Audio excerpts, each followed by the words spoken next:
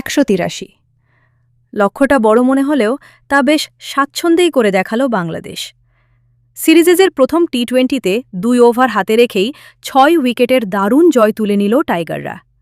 এই জয়ের মাধ্যমে আন্তর্জাতিক টি-20তে নিউজিল্যান্ডের বিপক্ষে সর্বোচ্চ রান তাড়া করে জেতার কীর্তি গড়েছে বাংলাদেশ।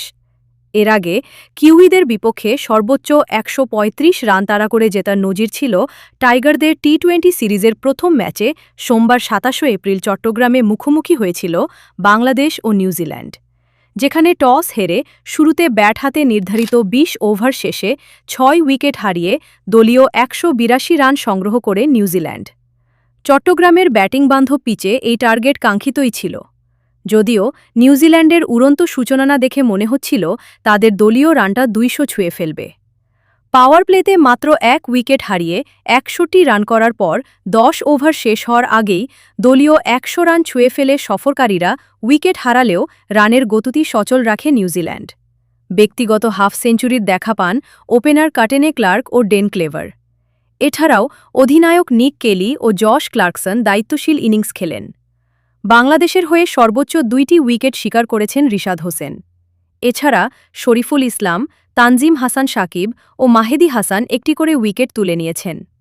লক্ষ্য তাড়ায় ব্যাট হাতে ভালো সূচনা করে বাংলাদেশও। 2 টাইগার ওপেনার শুরু থেকেই আগ্রাসী মনোভাব দেখান। পাওয়ার প্লেতে 44 রান জমা করে টাইগাররা। তবে ষষ্ঠ ওভারের তৃতীয় বলে ন্যাথান স্মিথের শিকার হয়ে সাজঘরে ফিরেন সাইফ হাসান।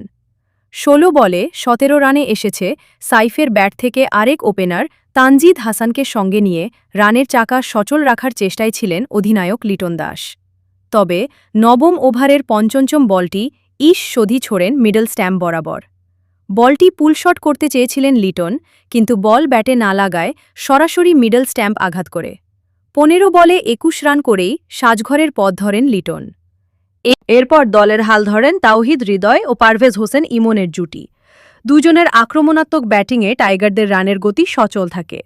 মূলত এই জুটির ওপর ভরসা করেই জয়ের আশা দেখতে থাকে বাংলাদেশের সমর্থকেরা। কিন্তু 15তম ওভারের শেষ বলে জশ ক্লার্কসনের শিকার হন ইমন। 14 বলে 28 রানের ক্যামিও ইনিংস খেলেন এই টাইগার ব্যাটার। এরপরই শুরু হয় হৃদয় ও শামীম হোসেনের ঝোড়ো ব্যাটিং। কিউই বোলারদের নাস্তানাবুদ করতে থাকেন এই জুটি। হৃদয় তুলে নেন নিজের 50ও, হয়েছেন ম্যাচ সেরা।